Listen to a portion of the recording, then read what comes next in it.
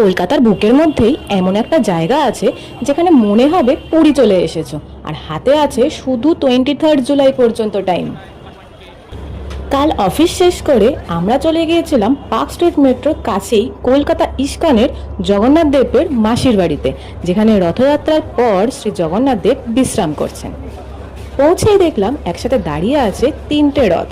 আমাদের কাছে VIP pass ছিল, তাই বেশ খানিকটা ভিড় এড়িয়ে শান্তিতে ঢুকে পড়লাম দর্শন করতে।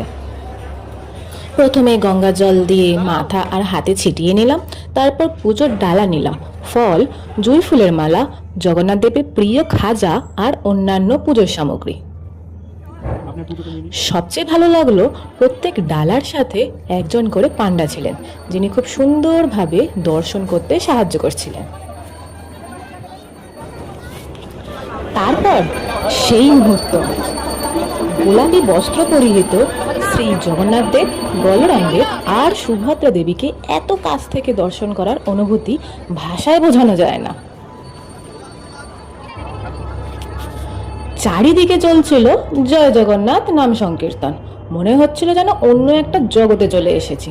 সারাদিন অফিসের ক্লান্তি এক মুহূর্তেই হারিয়ে গেল। বাইরে চলছিল মেলা আর বিভিন্ন সাংস্কৃতিক অনুষ্ঠান। অফিসের পর যাওয়ার জন্য সব দেখা হয়নি, কিন্তু পরিবেশটা ছিল অসাধারণ।